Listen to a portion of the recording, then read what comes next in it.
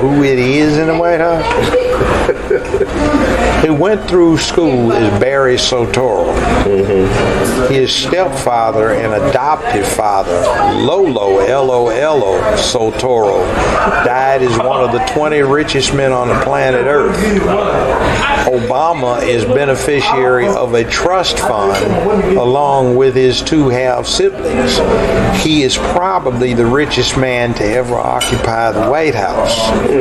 Lolo Sotero was a major in the Indonesian army and a contractor with the CIA. What Daddy did was run death squads for the Indonesian government.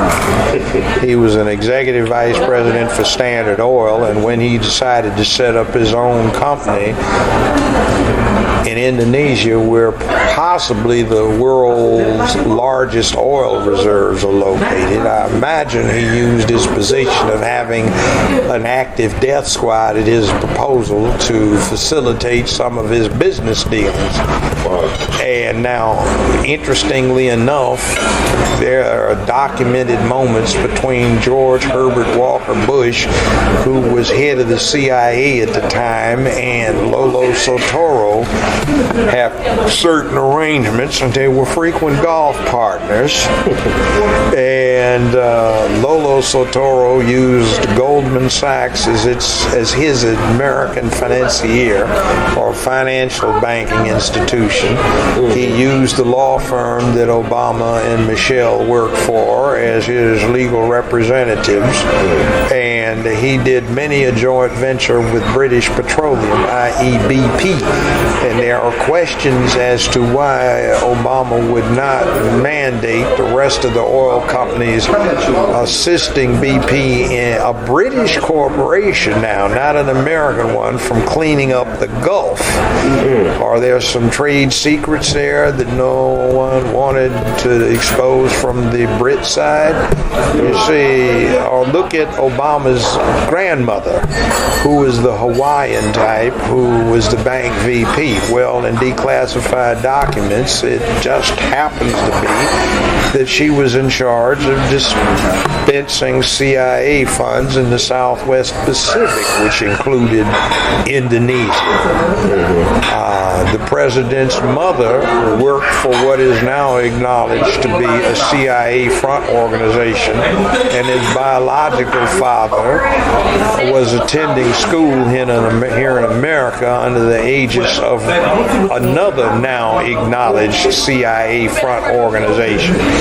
So it looks like we've got a family well hooked up with the American intelligence network. I don't know why the White Wing is trying to criticize him as un-American when he's got very long personal association with the intelligence side of things in the Cold War. So his family is big oil, big business. He ties up a lot of traffic here in the country because he's never been to these cities. He comes in and he wants a ground tour, which causes gridlock.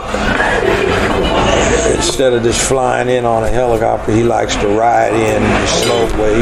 Instead of flying back on a helicopter to the airport or a Secret Service convoy at 100 miles an hour, he likes to take a ground tour because he hasn't seen the country.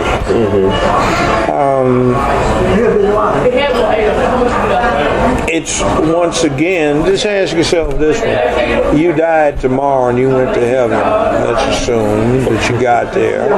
And all the souls of black folk came up. What's happening? I hear we got a black president. Who's he related to? And you look around, well, all of you from America? Yeah, well, none of you actually. Where'd he come from? His dad is African and his mother is from Kansas, and two of her great-grandfathers, speaking of which, were Confederate Army officers. At least one of them rode with Quantrell the guerrilla, the same one that Jesse James and the Youngers rode with. I mean, that's an interesting background. Oh, did you see the stuff where Warren Buffett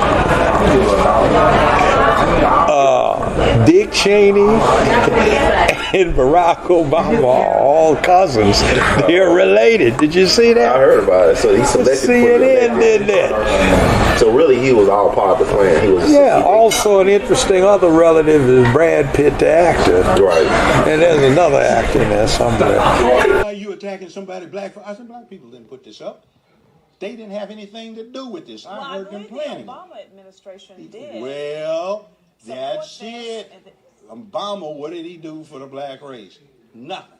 Question you might ask: who's the richest man to ever be U.S. president? It's not Trump. No. It's Barack Obama. You know how? His adopted father, Lolo Sotero, was one of the 10, 15 richest men on earth. And when he died, he left a trust fund in Indonesia with 3 equal beneficiaries. Barack Obama, then known as Barry Sotero because he was adopted, and his 2 siblings. So he has a whole false claim about what his background is.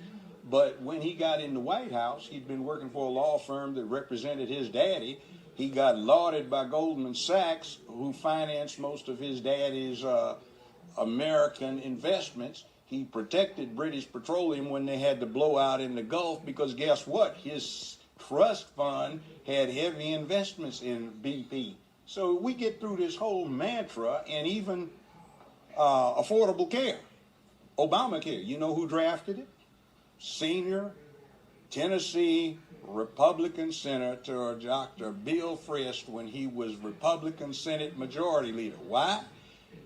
His family founded Blue Cross, Blue Shield, and most of the HMOs. His family's making a killing. So he retired from the Senate in 2010 when the Obama administration got passed his drafted act from 2003.